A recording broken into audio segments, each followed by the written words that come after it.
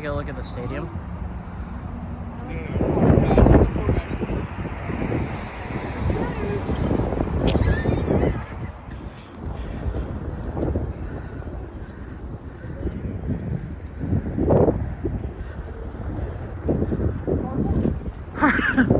Parkour!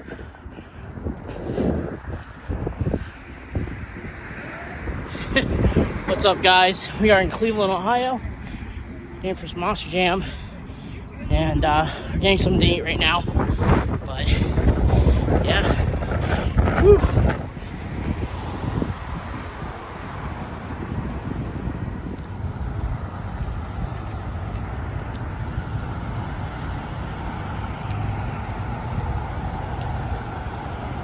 He's scared of everything.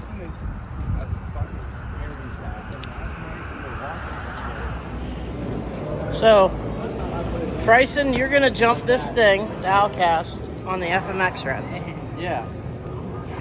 This is gonna be exciting. Yeah.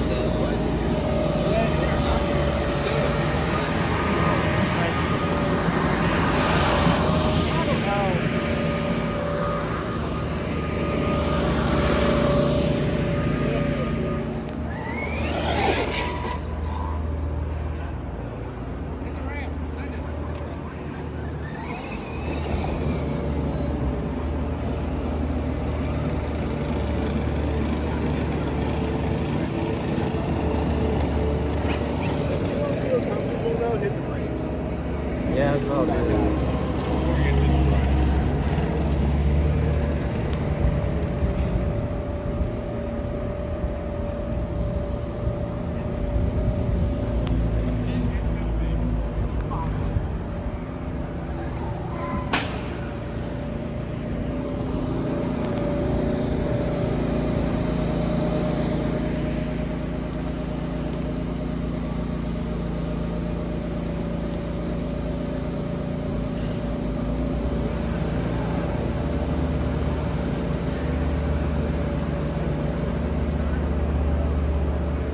So, test number one was kind of bad.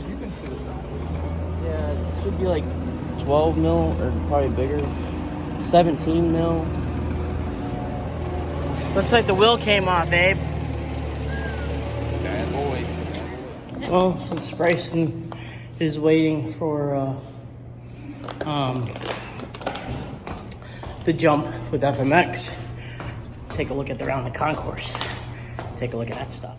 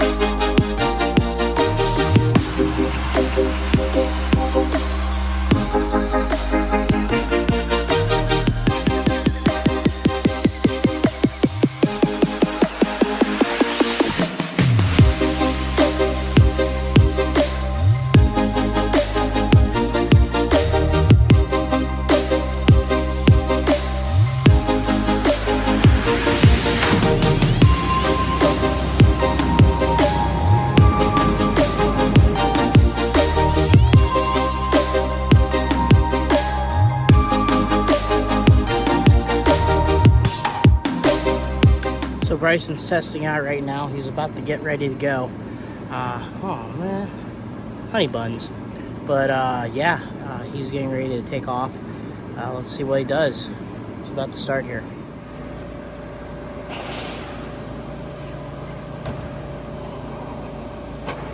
Ah!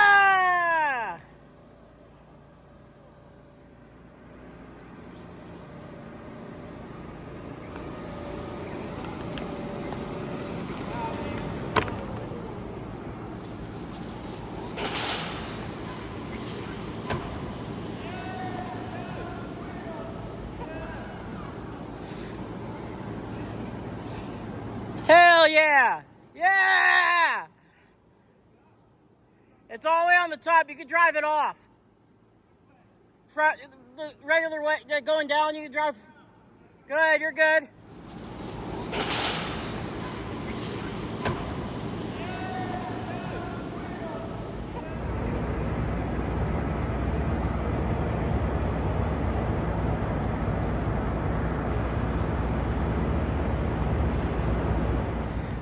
All right, here with Mark Hall with the Raminator monster truck, Hall Brothers Racing, and man, we're in Cleveland, Ohio. You know, stop number I think 5 or 6. How you feeling for today? Feeling good, feeling really good. This is a Rocket Mortgage Fieldhouse here. We haven't been here in a lot of years, so kind of neat to get back and see it again and race here again. So this event is time racing compared to regular racing. So what do you do with your mindset between the two when you know you're not versing another person on the other side of the lanes? You know, I like the time racing. I really do. I think it's kind of neat because one thing that gets me about it is you only get one shot at it, and you have to, in order to win here, especially at this event on this series. Everybody here is so fast. You have to have the picture perfect run in order to win, and it's always interesting to me that the times between first and eighth is very small. You know, so anybody can win on any given night. It just takes that picture perfect run. And you're starting to do this year. Actually, when if you like go back maybe 2-3 years ago, you kind of were dipping your foot in a little bit in this two-wheel skills, stoppies and stuff like that. I remember he's practicing over there at the farm field over there, just trying to get that down. Yeah. It seemed like you rolled over more than you did it, but still at some events you did try some, and then I think last year you didn't mean to, but you did a pretty good bicycle at one event. But you're stepping a little bit more now, being a lot comfortable with like the stoppies and the two-wheel skills stuff also. So how's that going for you with the wheelies and stuff? You know, to be honest, being old school, you know, it was a little difficult to get, like you said, to get your mindset to do that. But it's kind of neat now. I'm not going to say I have it down pat by any stretch of the imagination, but we're starting to get a little bit of handle on it, and it is kind of fun, you know. So I told myself I want to get the reversers down first, get that where I can pull it off every time, and then maybe we'll start expanding a little bit, maybe do the stoppie, or maybe try to do the reverse off a different obstacle or something like that. But it is kind of fun. You know, and then you're going through, we're going through maybe Hall Brothers Racing's 37 years, going non-stop still, with the other teams around the country and stuff like that. You know, when that day that you went to the one person's place to go pick up this tank, did you ever think that you'd be still rocking this train still today? No, I had no idea. The day I went and looked at that tank and drug that home, I never dreamed it would have ever turned into all this. You know, I thought, I'll be honest, I thought we'd go and have some fun. I never really thought about the future of it. I just thought we'd have some fun with it, and never dreamed that it would ever turn into all this. So yeah, 37 years later, here we are still doing this. And again, if somebody had told me all those years ago I'd still be doing this, I'd never believed it. But definitely been blessed and had a lot of fun along the way. So a little bit more of a question about people probably want to know is, so the tank that you first purchased, how did you even know that even there was one near you in the first place? Well, back in those days, you know, the track vehicles were very popular, and I thought they were pretty cool. And the one reason I guess I thought they was kind of cool, because even back then, if you looked at one of these trucks, there's a lot to them. You know, the track vehicles didn't seem like they had as much to it, so, you know, thinking, well, it'd be a little cheaper to build something like that.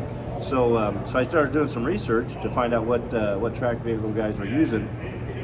And I don't even know how it came about, but just through a buddy who knew a guy who knew this guy who lived down the road, a fella told me, a friend of our family told me that, hey, a fella named Dick Malik out by Fisher, Illinois, he said, I think he's got one of those track vehicles. So I got a phone number. This was long before cell phones, all that kind of stuff. And I got a phone number. I called. I got a hold of the guy's wife, and I introduced myself. I was in high school, and introduced myself, and I'm sure she probably thought, what's this punk high school kid want, you know? And I explained what I wanted, and she said, you know, we have 16 acres of stuff here. There's a lot of track vehicles. Just come out and have a look. And so I thought, well, cool. Now I got invited out, you know. So that was the first step. And so I went out and I met Dick, and he was a good guy, and I introduced myself. And again, I'm sure he probably thought, you know, what's this kid want, you know? So I explained to him, and he said, sure enough, yeah, I got something like that. And he pointed over there, and I looked, and to be honest, I couldn't even really see it because there was so much trees and weeds and stuff growing up around it. And then went over there and looked at it, and sure enough, it was the same vehicle that the guys were using. And so we started talking, and I said, well, what would you have to have for that? And he told me it'd take $700 for it. And of course, $700 is a lot of money now, but back then, when you're a high school kid, $700, that's a lot, So I said, well, let me save some money and I'll be back. And he probably thought I'd never come back. But a few weeks later, I went back and I said, hey, I got the money. And he said, okay, well, come out on Sunday afternoon and we'll load this thing up and take it out there. And I tell you, that was probably the best $700 I ever spent. And it helped create this thing that's right behind you. That's pretty cool. So, hey, for this event, I guess we're going to be riding along with you, huh? That'll be cool. That'll be a lot of fun. All right, cool deal. That's Mark Hall with the Raminator.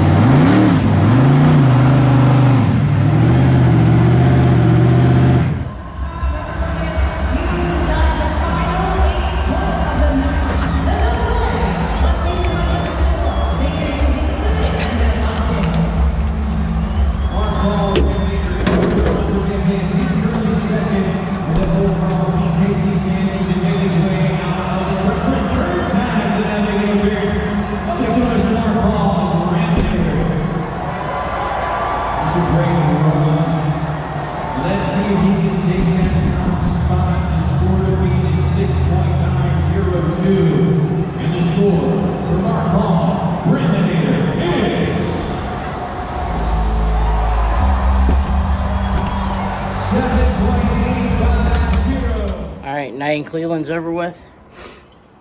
Good showing. Getting ready for the morning. My parents will be coming, so it's gonna be pretty cool. All right, see you guys. Outcast on this.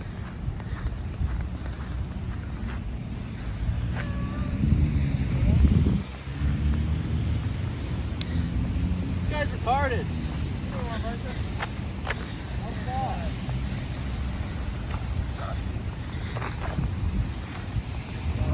Good morning. Here, getting ready for the pit party here in Cleveland, and it's a little bit of a. Gotta get some breakfast here, but I got that right there on the hill. A couple other trucks right now, so yeah.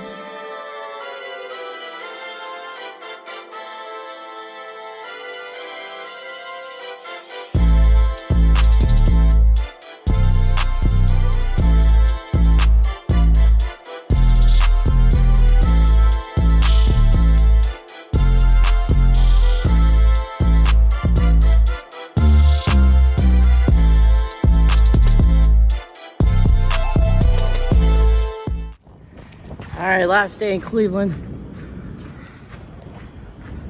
That's so freaking sweet.